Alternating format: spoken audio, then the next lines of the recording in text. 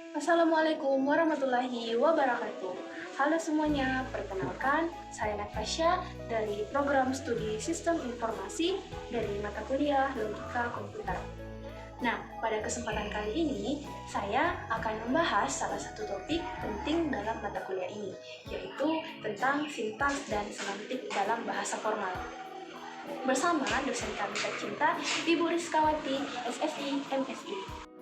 Topik ini sangat penting untuk dipahami, terutama bagi kita yang belajar tentang logika, pemrograman, dan cara komputer bekerja.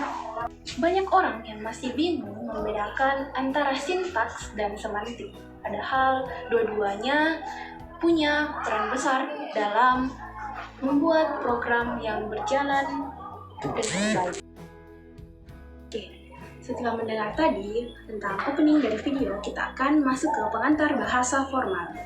Oke, jadi bahasa formal adalah bahasa yang dirancang khusus untuk tujuan tertentu. Misalnya dalam ilmu komputer, matematika, dan logika. Bahasa ini memiliki aturan yang ketat dan tidak boleh ambigu. Berbeda dengan bahasa sehari-hari kita yang bisa fleksibel, bahasa formal harus presisi. Tujuannya adalah agar komputer atau mesin dapat memproses instruksi dengan benar. Misalnya kalau kita bilang ke teman kita, tolong ambilin itu dong. Nah, teman kita mungkin paham maksud kita, tetapi berbeda dengan komputer. Dia butuh tahu apa yang diambil, bagaimana cara mengambilnya, dan apa yang dimaksud dengan itu. Nah, makanya bahasa formal dibuat agar instruksi menjadi jelas dan bisa dijelaskan tanpa salah tafsir. Oke, baik. Setelah mendengarkan tadi mengenai bahasa formal, kita akan beralih ke sintaks, aturan penulisan. Jadi, sintaks dalam bahasa formal adalah aturan tentang bagaimana simbol-simbol atau perintah disusun dalam bahasa pemrograman. Ini juga termasuk aturan seperti tanda kurung, titik koma, penggunaan huruf besar, dan penggunaan huruf kecil, dan sebagainya. Seperti contoh di atas, yaitu dalam kode ini maka akan error karena tidak sesuai dengan sintaks Python versi terbarunya. Nah, sintaks itu kayak grammar dalam bahasa manusia. Tanpa grammar yang benar, kalimat kita akan membingungkan atau bahkan tidak bisa dipahami sama sekali. Adapun contoh-contoh dari sintaks yaitu bisa dilihat di atas ini. Nah, ini adalah contoh-contoh yang error dan contoh-contoh yang benar. Nah, kita beralih ke semantik, makna yang benar. Nah, kalau berbicara soal sintaks, bentuk penulisannya, semantik bicara soal makna dari ekspresi yang sudah ditulis semantik. Semantik memastikan bahwa pemrograman atau perintah yang kita tulis punya arti yang logis dan bisa diproses dengan benar. Contohnya seperti kode di sini. Kode di atas ini secara sintaks mungkin ini bisa lolos, tapi secara semantik ini salah karena kita mencoba menyimpan teks ke dalam variabel bertipe angka. Dalam kehidupan sehari-hari juga bisa kita lihat contoh seperti saya makan meja. Secara struktur kalimatnya benar, tapi maknanya aneh. Itulah contoh kesalahan semantik.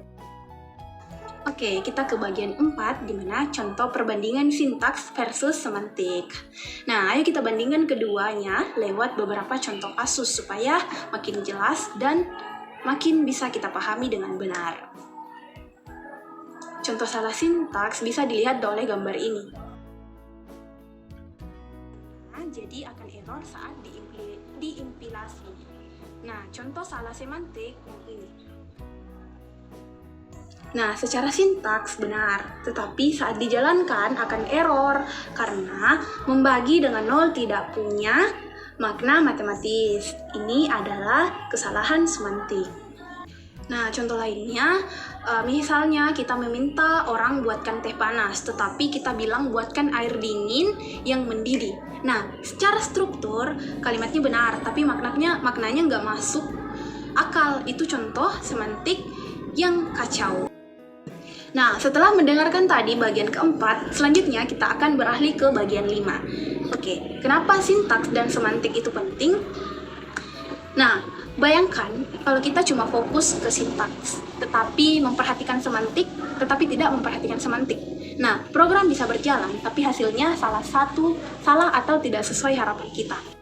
Nah, sebaliknya, kalau kita ngerti apa yang mau kita buat, tapi nulisnya salah, ya tetap aja error, karena itulah kenapa semantik dan sintaks itu sangat penting. Nah, sintaks dan semantik itu seperti dua sisi dari mata uang yang sama.